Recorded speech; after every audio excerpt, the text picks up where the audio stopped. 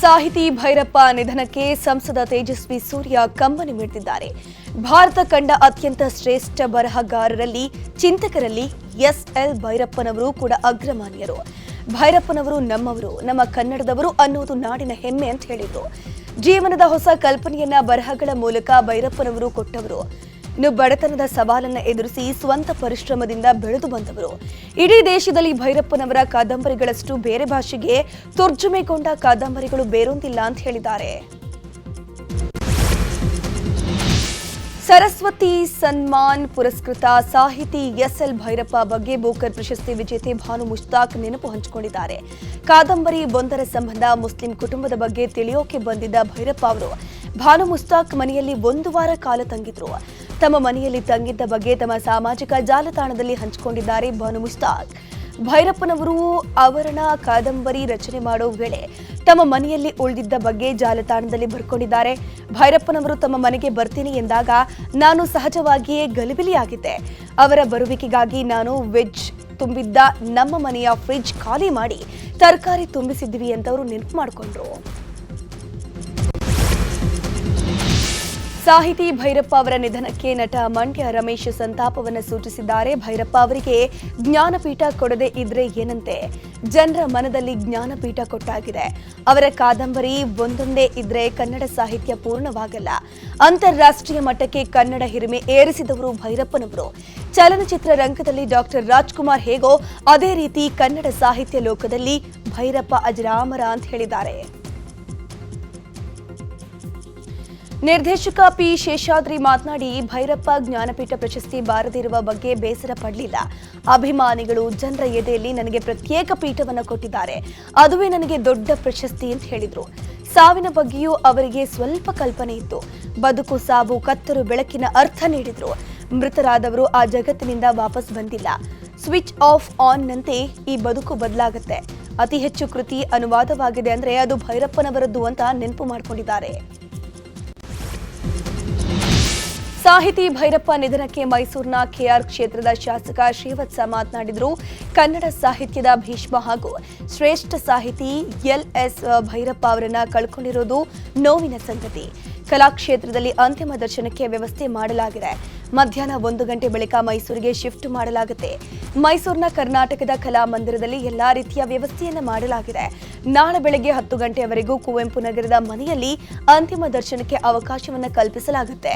ಚಾಮುಂಡಿ ತಪ್ಪಲಿನಲ್ಲಿರುವಂತಹ ಹರಿಶ್ಚಂದ್ರ ಘಾಟ್ನಲ್ಲಿ ಅಂತಿಮ ಕ್ರಿಯೆ ಮಾಡಲಾಗುತ್ತದೆ. ಭೈರಪ್ಪನವರು ನಮ್ಮ ಕ್ಷೇತ್ರದವರು, ಹಾಗಾಗಿ ನನಗೆ ಹೆಚ್ಚು ಹೆಮ್ಮೆ ಇತ್ತು ಅಂತ ಹೇಳಿದ್ದಾರೆ. ನಿರ್ದೇಶಕ ಟಿಎನ್ ಸೀತಾರಾಮ್ ಮಾತನಾಡಿ, ಸಾಹಿತ್ಯದಲ್ಲಿ ಬೇರೆ ಲೋಕವನ್ನೇ ಸೃಷ್ಟಿ ಮಾಡಿದವರು ಎಸ್ಎಲ್ ಭೈರಪ್ಪನವರು. ಸಾಹಿತ್ಯದಲ್ಲಿ ಅವರನ್ನ ಮೀರಿಸುವವರೇ ಇರಲಿಲ್ಲ. ಭೈರಪ್ಪ ಅವರನ್ನ ಇವತ್ತು ನಾವು ಕಳ್ಕೊಂಡಿದ್ದೇವೆ. ನಾವೆಲ್ಲರೂ ಅವರ ಜೊತೆಗೆ ಓದುಗರಾಗಿ ಒಳ್ಳೆಯ ಒಡನಾಟ ಇಟ್ಕೊಂಡವರು. ಅವರಿಂದ ಕಲ್ತಿರೋದು ತುಂಬಾನೇ ಇದೆ. ಯಾವ ದೇಶಕ್ಕೂ ಹೋದ್ರೂ ಅವರನ್ನ ನೆನೆಬೇಕು. ಅವರನ್ನ ಕಳ್ಕೊಂಡಿರೋದು ನಿಜಕ್ಕೂ ದುಃಖದ ವಿಷಯ ಅಂತ ಹೇಳಿದ್ರು. ಎಸ್ಎಲ್ ಭೈರಪ್ಪ ನಿಧನಕ್ಕೆ ಪ್ರಧಾನಿ ನರೇಂದ್ರ ಮೋದಿ ಸಂತಾಪವನ್ನು ಸೂಚಿಸಿದ್ದಾರೆ.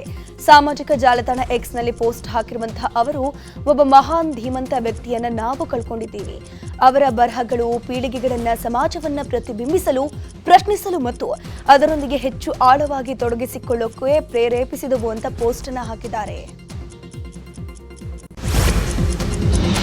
ಕನ್ನಡ ಸಾಹಿತ್ಯ ಲೋಕದ ಅಕ್ಷರ ಮಾಂತ್ರಿಕ ಭೈರಪ್ಪರನ್ನ ಕಳ್ಕೊಂಡು ಹಲವು ಸಾಹಿತಿಗಳು, ಬರಹಗಾರರು ಕಂಬನಿ ಮಿಡಿದಿದ್ದಾರೆ. ಬೆಂಗಳೂರಿನಲ್ಲಿ ಮಾತನಾಡಿದ ಇನ್ಫೋಸಿಸ್ ಸುಧಾಮೂರ್ತಿ, 11 ವರ್ಷಗಳಿಂದ ಭೈರಪ್ಪ ಅವರು ಪರಿಚಯ. ಅವರ ಕಾದಂಬರಿಗಳು ನನಗಿಷ್ಟ. ಅವರನ್ನ ಕಳ್ಕೊಂಡು ಬಹಳ ದುಃಖದಿಂದ ವಿದಾಯ ಹೇಳ್ತಿದ್ದೀನಿ ಅಂತ ಹೇಳಿದ್ರು. ಇತ ಗಾಯಕಿ ಸಂಗೀತ ಕಟ್ಟಿ, ಭಾವನಾ ಬೆಳಗೆರೆ ಕೂಡ ಸಂತಾಪವನ್ನು ಸೂಚಿಸಿದ್ರು.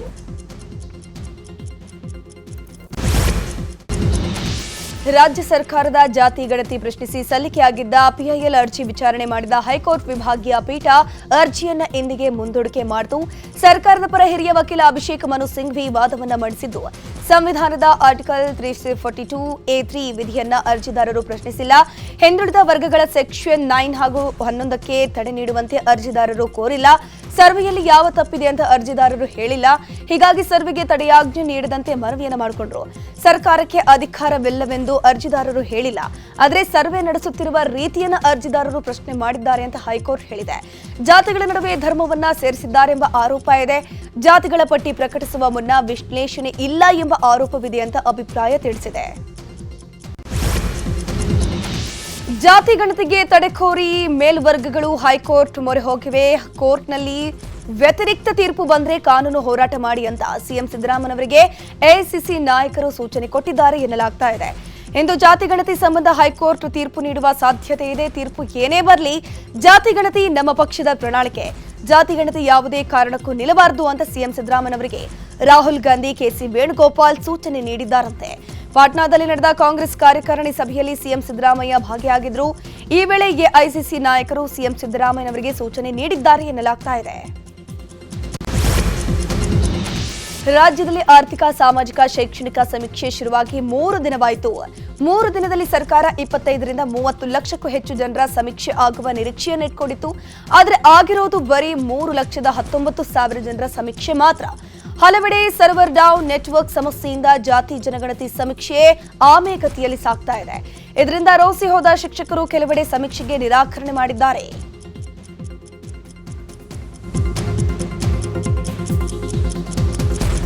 ಹಾವೇರಿಯಲ್ಲಿ 7,942 ಮನೆಗಳ ಸಮೀಕ್ಷೆ ಮಾಡಿದ್ದು ಒಟ್ಟು 30,791 ಜನರ ಸಮೀಕ್ಷೆಗೆ ಒಳಪಟ್ಟಿದ್ದಾರೆ. ಬೆಳಗಾವಿಯಲ್ಲಿ 7,146 ಮನೆಗಳ ಸರ್ವೆ ಆಗಿದ್ದು 26,494 ಜನರ ಸಮೀಕ್ಷೆ ಆಗಿದೆ. ಬಾಗಲಕೋಟೆಯಲ್ಲಿ 5,873 ಮನೆಗಳಿಂದ ಒಟ್ಟು 23,593 ಜನರ ಸರ್ವೆ ಪೂರ್ಣವಾಗಿದೆ. ಕಲಬುರಗಿಯಲ್ಲಿ 5,526 ಮನೆಗಳಿಂದ 22,078 ಜನರ ಸರ್ವೆಯಾಗಿದೆ. ಇನ್ನು ಅತಿ ಕಡಿಮೆ ಸಮೀಕ್ಷೆಗೆ ಒಳಪಟ್ಟ ಜಿಲ್ಲೆಗಳಲ್ಲಿ ಉಡುಪಿ ಮೊದಲ ಸ್ಥಾನದಲ್ಲಿದ್ದು ಬರೀ 283 ಮನೆ ಸಮೀಕ್ಷೆಯಾಗಿದೆ. 1,173 ಜನರ ಲೆಕ್ಕ ಸಿಕ್ಕಿದೆ. 1.5 ಕೋಟಿ ಜನ ಇರುವ ಬೆಂಗಳೂರು ನಗರದಲ್ಲಿ ಕೇವಲ 338 ಮನೆಗಳ ಸರ್ವೆಯಾಗಿದ್ದು 1,168 ಜನರ ಸಮೀಕ್ಷೆ ಪೂರ್ಣವಾಗಿದೆ.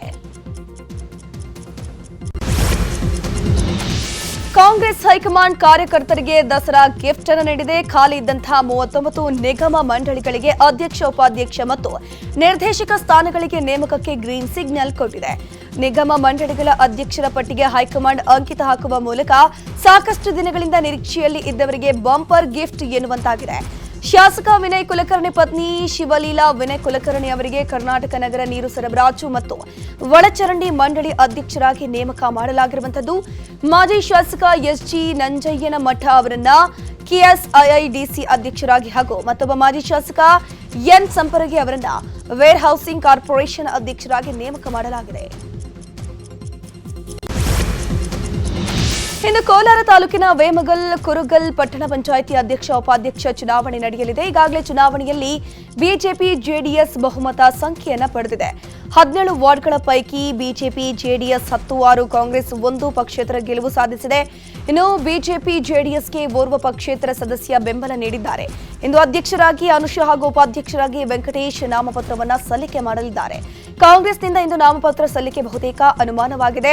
ಇಂದು ಬೆಳಗ್ಗೆ 11ಕ್ಕೆ ಚುನಾವಣೆ ಪ್ರಕ್ರಿಯೆ ಆರಂಭವಾಗಲಿದ್ದು ಮಧ್ಯಾಹ್ನ 1 ಗಂಟೆಗೆ ಫಲಿತಾಂಶ ಘೋಷಣೆಯಾಗಲಿದೆ.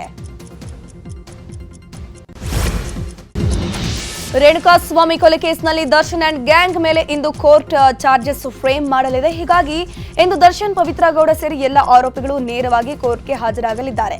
ಜೈಲಿನಲ್ಲಿರುವ 7 ಆರೋಪಿಗಳು ಸೇರಿ ಒಟ್ಟು 17 ಆರೋಪಿಗಳು ಇಂದು ಕೋರ್ಟ್ಗೆ ಹಾಜರಾಗಲಿದ್ದಾರೆ. ಕೊಲೆ, ಕಿಡ್ನಾಪ್, ಕ್ರಿಮಿನಲ್ ಕಾನ್ಫರೆನ್ಸಿ, ಉದ್ದೇಶಪೂರ್ವಕ ಕೊಲೆ, ಸಾಕ್ಷ್ಯನಾಶದಂತಹ ಗಂಭೀರ ಪ್ರಕರಣದಲ್ಲಿ ಭಾಗಿಯಾಗಿರೋ ದರ್ಶನ್, ಪವಿತ್ರ ಗೌಡ, ಪ್ರದೋಷ್, ವಿನಯ್ ಸೇರಿ ಎಲ್ಲ ಆರೋಪಿಗಳ ಮೇಲೆ ಪ್ರಮುಖ ಆರೋಪಗಳು ಇವೆ. ಸಾಕ್ಷಿಗಳ ಸಮೇತ ಚಾರ್ಜ್ ಶೀಟ್ನಲ್ಲಿ ದೋಷಾರೋಪ ಉಲ್ಲೇಖಿಸಿದ್ದಾರೆ ಪೊಲೀಸರು.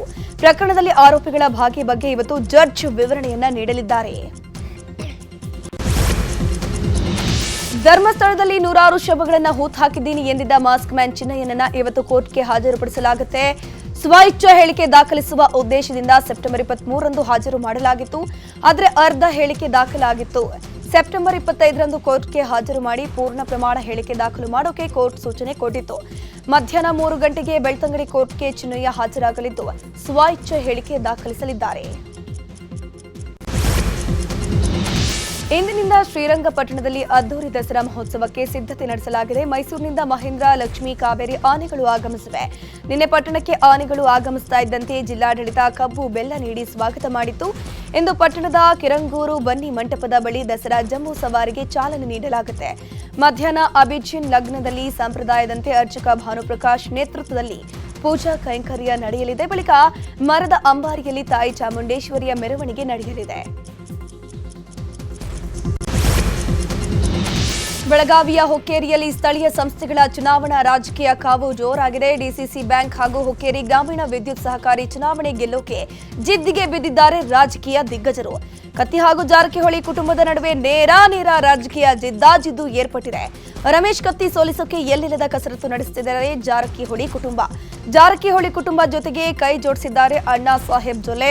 ರಮೇಶ್ ಕತ್ತಿ ವಿರುದ್ಧ ಸಚಿವ ಸತೀಶ್ ಜಾರಕಿಹೊಳಿ, ಬಾಲಚಂದ್ರ ಜಾರಕಿಹೊಳಿ, ಲಖನ್ ಜಾರಕಿಹೊಳಿ ಹಾಗೂ ಜೊಲ್ಲೆ ತಂತ್ರಗಾರಿಕೆಯನ್ನು ಮಾಡ್ತಾ ಇದ್ದಾರೆ.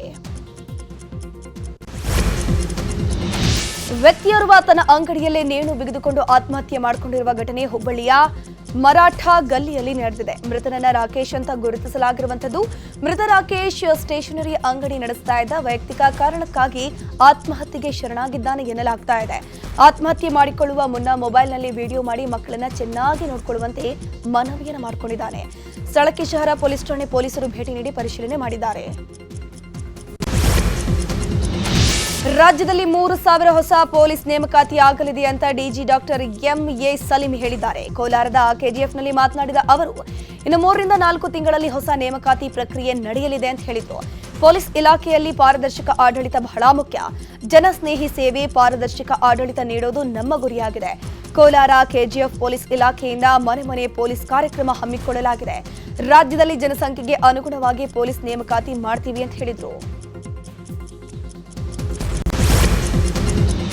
ಬೈಂದೂರು ಪಟ್ಟಣ ಪಂಚಾಯಿತಿಯಿಂದ 9 ವಾರ್ಡ್ಗಳನ್ನು ಕೈಬಿಡಬೇಕು ಅಂತ ಆಗ್ರಹಿಸಿ ನಡೆಯುತ್ತಿರುವಂತಹ ಹೋರಾಟ ತೀವ್ರಗೊಂಡಿದೆ.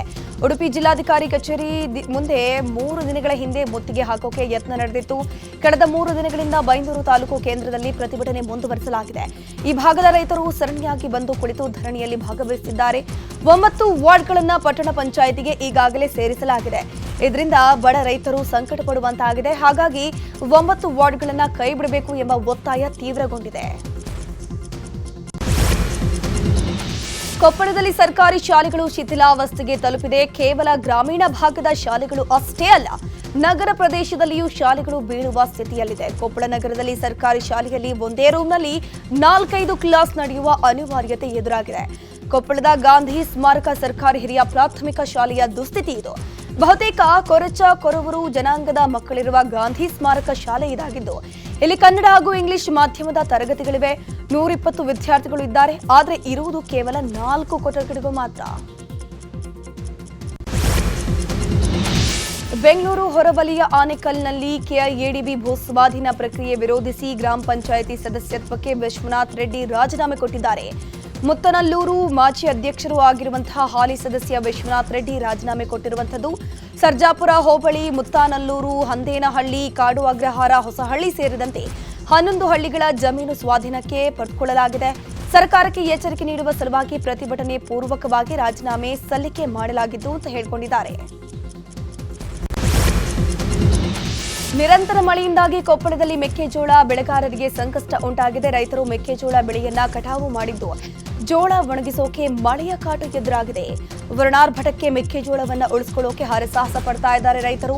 ಮಳೆಗೆ ಮೆಕ್ಕೆಜೋಳ ಹಾಳಾಗುವಂತಹ ಸಾಧ್ಯತೆ ಇದೆ. ಚಾಮರಾಜನಗರದಲ್ಲಿ ಜಿಲ್ಲಾಡಳಿತದಿಂದ ವೈವಿಧ್ಯಮಯ ಕಾರ್ಯಕ್ರಮಗಳ ಮೂಲಕ ಪೋಷಣ್ ಮಾಸಾಚರಣೆ ಹಾಗೂ ಮಾತೃ ವಂದನಾ ಸಪ್ತಾಹ ಆಚರಿಸಲಾಯಿತು.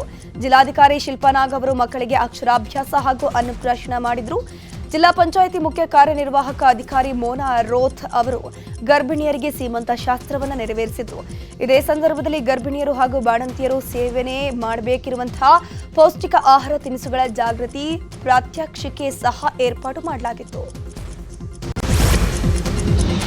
ಏಷ್ಯಾ ಕಪ್ ಸೂಪರ್ 4ರ 2ನೇ ಪಂದ್ಯದಲ್ಲಿ ಭಾರತ ಬಾಂಗ್ಲಾದೇಶವನ್ನು ಸೋಲಿಸಿ ಅಜೇಯವಾಗಿ 12ನೇ ಬಾರಿ ಫೈನಲ್ಗೆ ಎಂಟ್ರಿ ಕೊಟ್ಟಿದೆ. ನಿನ್ನೆ ನಡೆದ ಪಂದ್ಯದಲ್ಲಿ ಟಾಸ್ ಗೆದ್ದ ಬಾಂಗ್ಲಾದೇಶ ನಾಯಕ ಜಾಕೀರ್ ಅಲಿ ಫೀಲ್ಡಿಂಗ್ ಅನ್ನು ಆಯ್ದುಕೊಂಡರು. ಮೊದಲು ಬ್ಯಾಟಿಂಗ್ ಮಾಡಿದ ಟೀಂ ಇಂಡಿಯಾ 20 ಓವರ್ಗಳಲ್ಲಿ 168 ರನ್ ಕಲೆ ಹಾಕಿತು. ಈ ಗುರಿ ಬೆನ್ನಟ್ಟಿದ ಬಾಂಗ್ಲಾದೇಶ ತಂಡ 127 ರನ್ಗಳಿಗೆ ತನ್ನೆಲ್ಲ ವಿಕೆಟ್ ಅನ್ನು ಕಳ್ಕೊಂಡು ಟೀಂ ಇಂಡಿಯಾದ ವಿರುದ್ಧ ಮಂಡಿಯೂರಿದೆ. ಸೂಪರ್ 4 ಸುತ್ತಿನಲ್ಲಿ ಟೀಂ ಇಂಡಿಯಾಗೆ ಇನ್ನೊಂದು ಪಂದ್ಯ ಬಾಕಿ ಇದ್ದು ಅದಕ್ಕೂ ಮುನ್ನವೇ ಫೈನಲ್ನಲ್ಲಿ ತನ್ನ ಸ್ಥಾನವನ್ನು ಖಚಿತಪಡಿಸಿಕೊಂಡಿದೆ.